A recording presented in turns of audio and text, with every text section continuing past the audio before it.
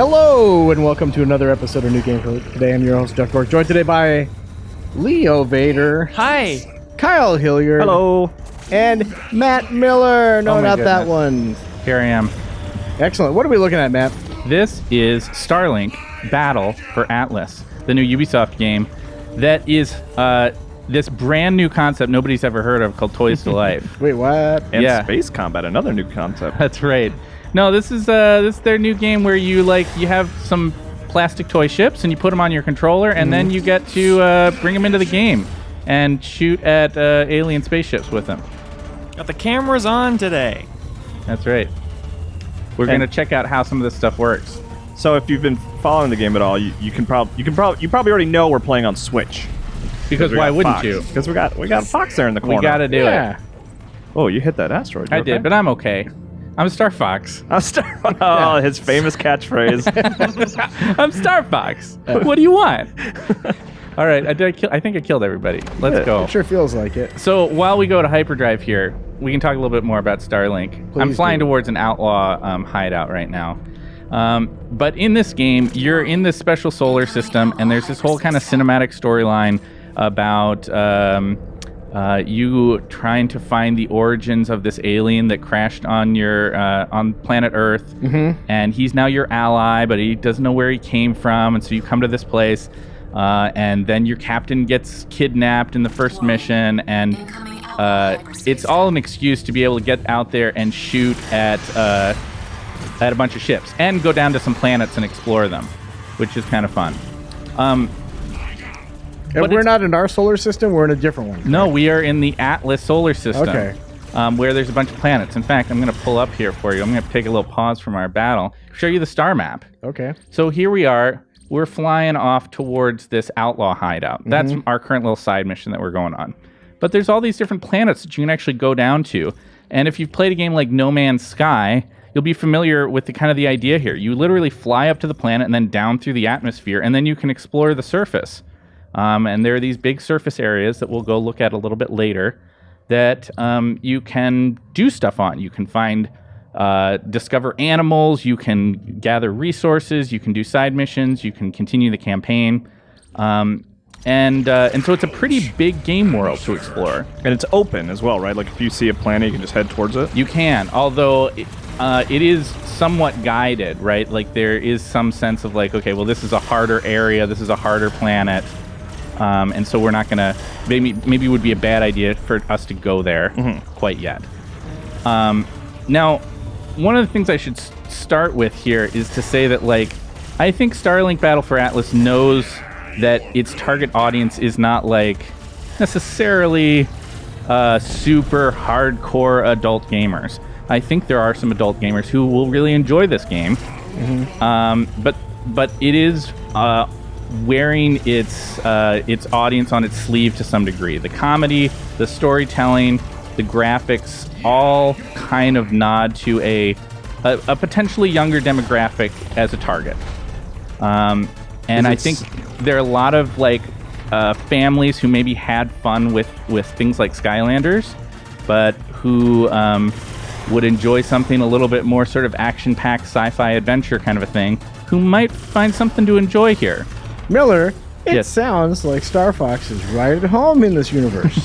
That's right. Thank you. So Ubisoft has partnered with Nintendo to bring some familiar stuff into this game, making the obvious choice for which platform, if you have a choice, you really should play it on Switch. There's a bunch of new missions, there's new characters and this new ship available to you, there's differences in the cinematics.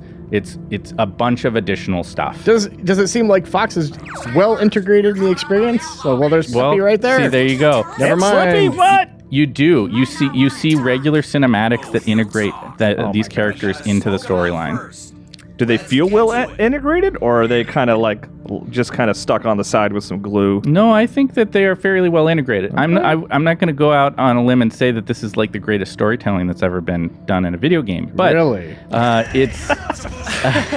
I'm ready to say that. I think Leo's ready. So far. I'm doubling down on it as well. But it sounds like it's engaging and interesting, right? They definitely integrate the Star Fox stuff. It doesn't feel unnatural for the idea that the Star Fox team has gone to this weird other solar system chasing down Wolf, and that he's here doing that stuff. Can I please see you play with the toys? Yeah, let's do that. Let's pause for a second. I don't want to take you away from the scintillating story, but let's talk about the cool thing. So on camera here, you can actually see this is the R-Wing toy that comes with the Switch version of the game. The other versions of the game do not come with the R-Wing. Miller, show its butt because it's lighting up. There it is. Like that. Yep. Ooh. That's the ship term, is the butt. Yeah. It's a technical Light up term. the butt! We gotta get out of here! So the way this whole thing works, and what is kind of exciting about the game, especially I think for some younger players, but hey, I'm kind of excited about it. I think it's pretty fun to have toys that then show up in my game, is that you've got both a pilot and a ship, and then the ships themselves have, well, here, we'll show it on this one, have wings that can come off. So you can put on any wing onto any ship, and that changes some of the details about that ship. And there's also weapons. So the weapons can kind of go on to the wings, and those have different elements attached to them, right? So there might be a red fire and a blue ice one that is particularly good for getting that fire-ice combo that you need for a particular enemy that you're fighting. So if we take, let's say, okay, here's our kind of our main character. And What's his name? Mason. Okay. And we slot him in here. Then we get a little cinematic. Mason. That was us. Yeah, so Just so everybody knows. And now it's telling us that we need to link a ship. So these are the available ships, right? And I can choose any one of them. We already have the R-Wing on, so let's try something else. Jeff, what's it going to be? I want you to the most powerful, best ship. The best ship. I kind of like this ship. It's the big beefy ship. Yep. can you make the wings like lopsided and like can Yeah. you make it look Yeah. ugly and stupid? You Please. absolutely can. So I can take this wing and put it on here, and it totally looks bonkers, right? Yeah. But that is an option for how it goes on. Yeah. And when I plug it in, and I'm hopefully you can kind of see the way this works. There's a little hole in the bottom of the ship, and that fits over the pilot, and then Careful. it just kind of clicks on, like just works. this. Oh, there we go. And sure enough, you can see that it reflects on screen right away. Yep. The stuff that we put on there. If I put on this gun, When Then- you put on this gun. there is that gun. Wow. If I take this off of this other ship and I put it up here, then there that is. Cool. This all happens instantaneously. You can set in options whether this is it pauses when this happens or if it never pauses and you're just like scrambling to do this mid-flight. That's cool. So the pieces get destroyed, requiring you to switch them out mid-flight? Yeah, so one of the things that the game does is that as your ships get destroyed, pieces don't get destroyed, but individual ships can get destroyed. I'm into this soundtrack, by the way. Oh, amazing, so like a right? Skylanders thing, like now this one's dead, so I gotta... Exactly. Oh, and I only own 2. And but so if I had should probably 3 go buy some more ships. So parents, be aware before getting this game that is the monetization model here. But if you do have a lot of ships and you have a lot of weapons and you have a lot of pilots, it is, I gotta admit, it's kind of fun to be constantly changing them out and being like, oh, okay, I really need... Well, see, there it got blown up. And so this ship has to come off. Bye, ship. And then I can immediately keep going by adding back on a different ship. Could you reasonably complete the game just having the one ship that it comes with, or is it just going to be too hard? I think it would be tricky, but it does give an option to do that where you can kind of like go back to a checkpoint or something. I haven't had to do that. Oops, I'm doing this the wrong way, I think. Is there a setting where you can opt out of all this stuff and just be like, these are the ship parts I have. I don't want to monkey around with all this plastic stuff. Can I just save a loadout and go to that? My understanding is that there is a way to buy the game digitally without the toys. Okay. I'm not sure what the point is at that point. I don't know that the game... The game sucks without it? No, I don't know that the game sucks without it, but I think the game is made a lot more compelling with the addition of the toys. to be honest. Okay. Like it's a lot of the fun is kind of changing all this stuff out, and I'm afraid I don't know the details yet. We literally just got in the review code and the toys for this at the tail end of last week. And so I'm still kind of learning the way that it all works. But supposedly there is sort of a digital, you can buy it digitally somehow and avoid the toy stuff. But you probably shouldn't quote me on that. I'm not exactly sure how all that stuff works. So I still have Mason on as the pilot now, but I have a new ship. And sure enough, it shows up in the game right away. But I don't have any weapons, so I can't shoot. So I can... So you're Gotta go back to the store. You're pausing, obviously, but like if you wanted to, like you could have done this, like mid-flight, Yes. right? Okay. Warning. Outlaw mine in proximity. How's flight? How's like combat feel? It looks feels pretty smooth. okay. Yeah. I'm going to show you. I want to go down a to the second. planet at a certain point and show you some of that stuff. Why is is he just part of the story if you're playing on Switch, no matter who you have as your Yeah, pilot? Star Fox pops in every once in a while and kind of talks about stuff. He's an integrated character into the story, but only on Switch. Yeah, I see. I assumed it was going to be kind of like a DLC situation where it's like, if you bought it on Switch, that would be like a side story with Yeah. Fox. But it's cool to hear that he's like integrated fully into the main game. Yeah, It's not cool. just if you have him as the pilot, too. And there's a whole set of missions that I've started on that I haven't finished that relate to him, which is kind of neat. So this kind of gives you a sense of like space combat. It's pretty straightforward, but you know, you get all these different weapons that you can try out, different ships that you can try out. We did, and beyond the ships themselves, we didn't talk a lot about this yet, but each of the different weapons that you have, you can mod. Almost everything in the game is moddable. The weapons, the ships, all that stuff, and with a lot of variety to that stuff too. So if I look here at the frost missiles, I can change out what I've got here. I could equip this epic frost ammo mod. I'll remove it from this other ship. They make it very easy that if the game last remembers that you had it on another ship or something, it's not a problem to like change it out and just set that stuff up. Get some reduced kickback. I don't know if that's going to be valuable, but we can Gotta get some reduce that extra cold kickback. damage. And so you can mod all your weapons. You can also, as each pilot gains ability with each of the different ships, they level up. So you actually want to have a pilot that you trade out to different ships. Once again, feeding into that whole monetization model thing a little bit. That as you get more ships, you get more opportunities to level up. But we can then go in and make changes and improve individual pilots because they have played with this ship or that ship. So it's pilot and ship specific. That skill tree. Yeah, so the pilot gains experience by flying different types of ships is the idea. Cool.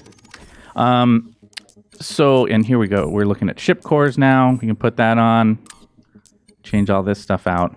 And so there's a lot of flexibility to how you mod your ship, and you can even take off entire wings. And you can see that if you look down in the bottom right, that's changing your speed, your handling, your defense. So you can really customize your ship to be the way that you want.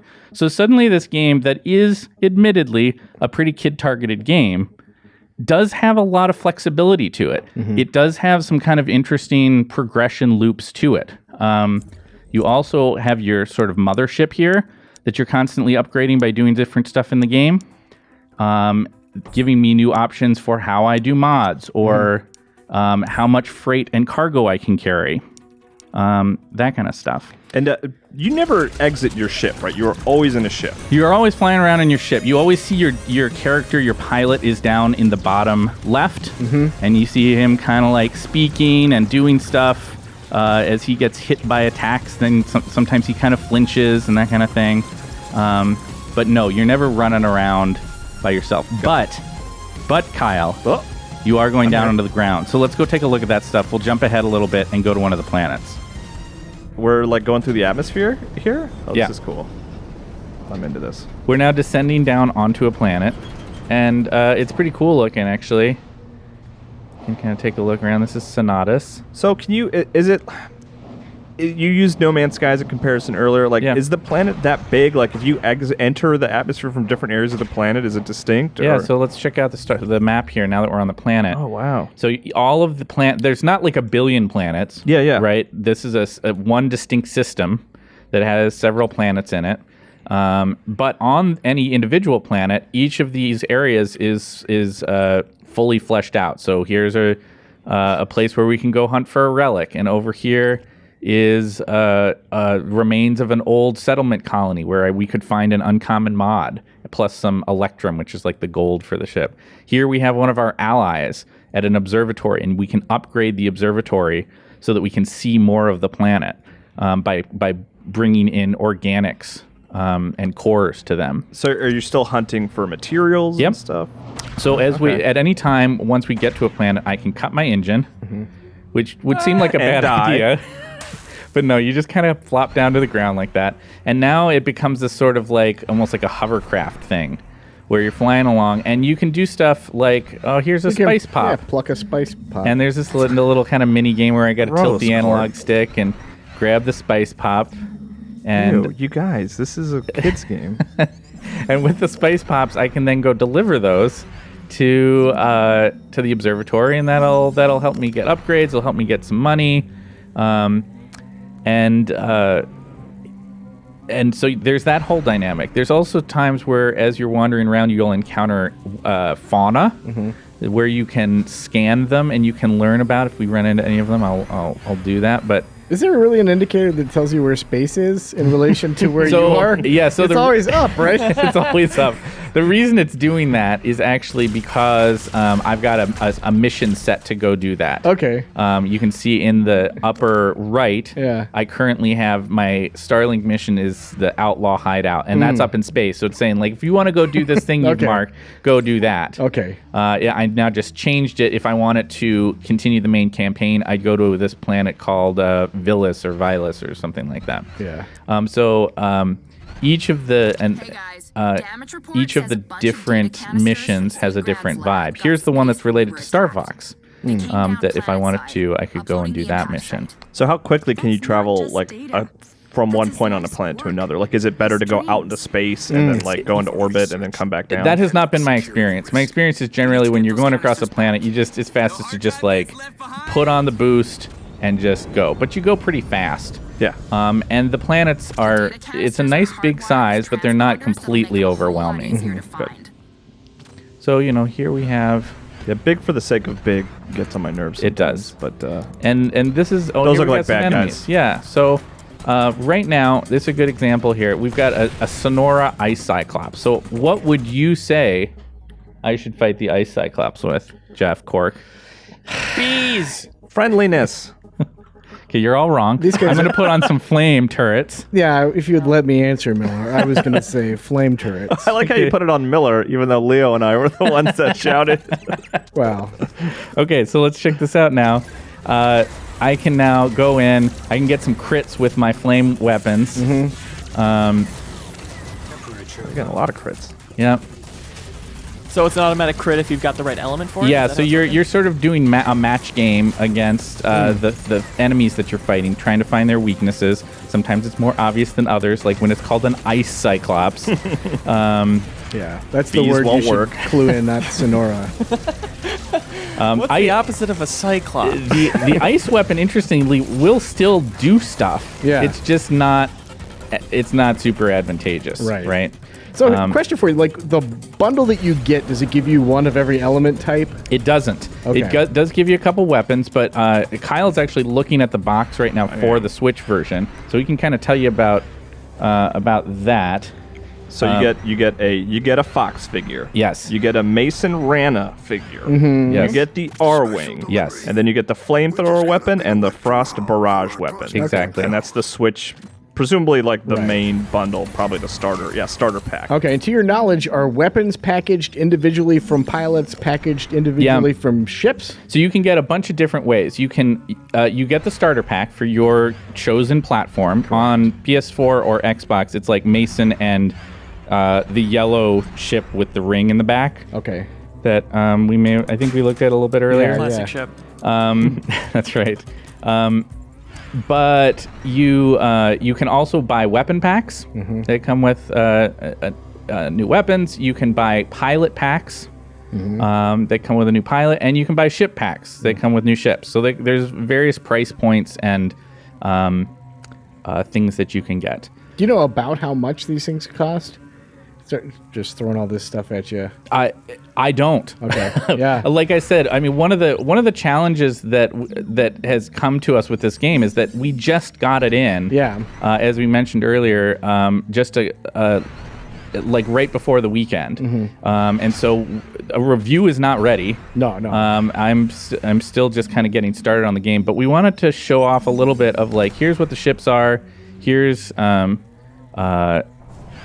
what the game is like, and I got to be honest, like I didn't have high expectations for this game. To be completely honest here, but there's some things about it that I kind of like. Yeah. The combat is not absolutely blowing me away. I don't think anybody here who's watching this thinks that the graphics are going to change anybody's world, but the art design is kind of neat. Like some of these planets are very pretty. I mean, you've gone through like 4 different biomes, Yep. like in the span of the last like 5-10 minutes or so. And the depth of the modding and the collection elements of this game are much more involved than I expected them to be. Yeah. And so there's some things about this game that have impressed me so far. And I think while Toys to Life as a concept hasn't necessarily...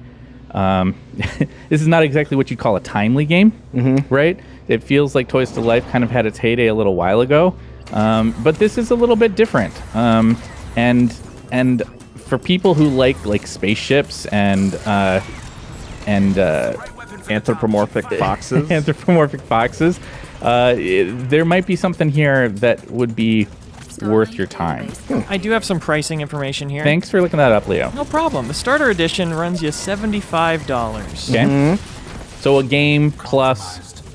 Two figures, ship, Yep. 2 weapons. Right. Okay.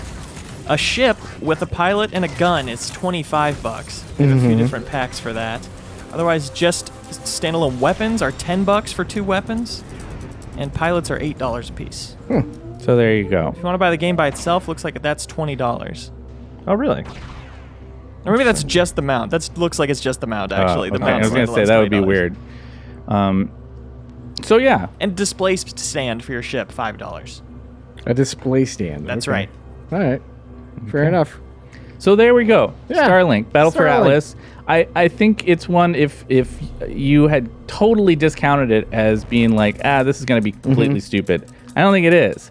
I also don't think it's going to be for everybody. No. But if you've got especially some young space explorers in your family, Yep. I kind of think there might be some fun to be had here. And although I haven't tested it out yet, there is also supposedly some co-op functionality, some like couch co-op functionality that's going on with this game, Cool. which I'm interested to check out. Once again, something that I think would be very appealing for families looking for a little sci-fi adventure to play together. Yeah, and also families who are like, what are we going to do with all this money? Right. How can we get rid of this money that's just got like hanging around? All these shelves are empty. We've got Exactly. so much room. Absolutely. Cool. Well, thanks for showing this off, Miller. Yeah, you got it. And Leo, thank you for being Leo. My pleasure. Watch new gameplay today. We got what? Darksiders 3. We got Hitman 2. We got Yeah. all the hot new games that We have aren't a- even out yet. We have an old new gameplay today from E3 on this game. That's right. It does like a deep dive, like a boss fight and some other stuff. More of the combat, yeah. More of the combat. Cool. And Kyle, I didn't forget about you. Thank you. Oh, thank God. Absolutely. Thanks for watching, everybody. We appreciate it. Bye.